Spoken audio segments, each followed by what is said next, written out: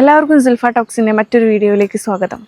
2025 തുടക്കം മുതൽ ഓരോ ദിവസവും ഉണരുന്നതും ഉറങ്ങുന്നതും ഓരോ ദുരന്ത വാർത്തകൾ കേട്ടുകൊണ്ടാണ്. ഒരു വശത്ത് കൊല വിളിക്കുന്നു, മറുവശത്ത് വെല്ലുവിളിക്കുന്നു, മദ്യപാനം, പീഡനം, മയക്കുമരുന്ന്, ഇങ്ങനെ ഹൃദയം തകർക്കുന്ന ഓരോ വാർത്തകളാണ് ഓരോ ദിവസവും നമ്മൾ കേട്ടുകൊണ്ടിരിക്കുന്നത്. പലരും ഇതിന് കാരണമായി പറയുന്നത് ന്യൂ ജനറേഷൻ്റെ പ്രശ്നമാണ് എന്നാണ്. എന്നാൽ ഞാനൊന്ന് ചോദിച്ചോട്ടെ, ഈ ന്യൂ ജനറേഷൻ കുട്ടികളെ വളർത്തിയതാരാണ്? ഒരു വശത്തുനിന്ന് ചിന്തിച്ചാൽ ന്യൂ ജനറേഷനെ വളർത്തിയ ഓൾഡ് ജനറേഷൻ്റെ കഴിവുകേട് തന്നെയല്ലേ നാശത്തിലേക്ക് പോകുന്ന ഈ തലമുറയുടെ ആധാരം എന്ന് പറയുന്നത്. നശിച്ചു പോകുന്ന കുട്ടിയിലേക്ക് മാത്രമാണ് ഓരോരുത്തരും ഫോക്കസ് ചെയ്യുന്നത്. എന്നാൽ അതിനകത്തേക്ക് അവരെ നയിച്ചിട്ടുള്ള ഒരു ഘടകത്തെയും ആരും ചോദ്യം ചെയ്യുന്നില്ല. അവരെ തെറ്റുതിരുത്താൻ ആരും ശ്രമിക്കുന്നില്ല. ഓരോ ദുരന്തങ്ങളും സംഭവിക്കുന്നത് ആ കുട്ടികളുടെ മാത്രം തെറ്റുകൊണ്ടല്ല. പാരൻസിനും സൊസൈറ്റിക്കും ടീച്ചേഴ്സിനും എല്ലാവർക്കും ഇതിന് ഈക്വൽ പങ്കാളിത്തമാണുള്ളത്. അപ്പോൾ പലരും പറയും തല്ലി വളർത്താത്തതിൻ്റെ കുഴപ്പമാണ്, കെട്ടിയിട്ട് വളർത്തണം, മുളക് തേക്കണം, ഇങ്ങനെ ഒരുപാട് കമൻറ്റുകൾ നമുക്ക് കേൾക്കാനായിട്ട് സാധിക്കും. നമുക്ക് കിട്ടിയ പാരൻറ്റിങ് ആണ് സെറ്റ് എന്ന് വിചാരിക്കുന്നവരോട്, നിങ്ങൾക്ക് കിട്ടിയ പാരൻറ്റിങ് ഒരുപക്ഷെ ആ സമയത്ത് ഓക്കെ ആയിരുന്നിരിക്കാം. ആ ഒരു പാരൻറ്റിങ് സ്റ്റൈൽ ഇപ്പോഴത്തെ കുട്ടികളിൽ എത്തിച്ചിട്ട് വലിയ കാര്യമൊന്നും ഉണ്ടാവില്ല. ഓരോന്നിനും ഇവല്യൂഷൻ സംഭവിക്കുന്നുണ്ട്, അതായത് ഓരോന്നിനും മാറ്റങ്ങൾ സംഭവിക്കുന്നുണ്ട്. നമുക്ക് തന്നെ അറിയാം നമ്മൾ എത്രത്തോളം അപ്ഡേറ്റഡ് ആണ് എന്നുള്ളത്. പണ്ട് ഉപയോഗിച്ചിരുന്ന മെഡിസിനുകൾക്ക് പകരം എത്ര മെഡിസിനുകളാണ് പുതിയ മെഡിസിനുകളായി മാറിയത്. അതായത് ഓരോന്നിനും മാറ്റം വരുന്നുണ്ട് എന്നുള്ളത് തന്നെയാണ്. അതുപോലെ തന്നെയാണ് പാരൻറ്റിങ്ങിലും മാറ്റം അനിവാര്യമാണ്.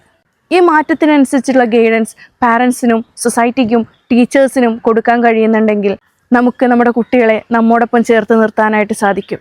കൊടുക്കുന്ന പാരൻറ്റിങ്ങിൽ ക്വാളിറ്റി ഉണ്ടായിരിക്കുക. 3 തരം പാരൻറ്റിങ് ആണുള്ളത്. അതിൽ 1 എനിക്ക് വേണ്ടി അല്ലെങ്കിൽ മാതാപിതാക്കൾക്ക് വേണ്ടി കുട്ടികളെ വളർത്തുന്നു. 2 സൊസൈറ്റിക്ക് വേണ്ടി കുട്ടികളെ വളർത്തുന്നു.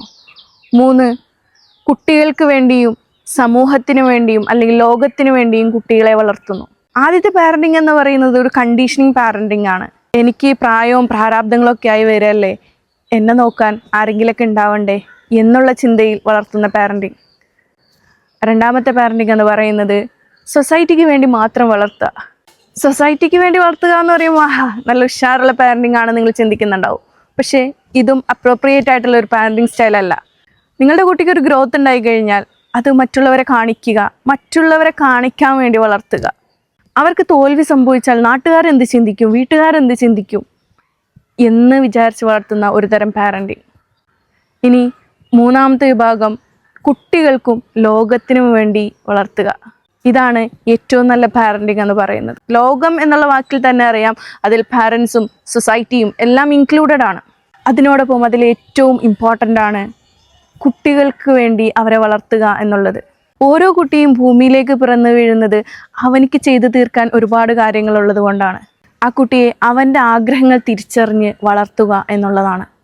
ഒരു കുട്ടി വളരേണ്ടത് സെൽഫ് റെസ്പെക്റ്റും സോഷ്യൽ റെസ്പെക്റ്റും ഇതെല്ലാം മനസ്സിലാക്കിക്കൊണ്ട് തന്നെയാണ്. അങ്ങനെയുള്ള പാരൻറ്റിങ് നടത്തുന്നവരാണ് റിയൽ പാരൻ്റ് എന്ന് പറയുന്നത്.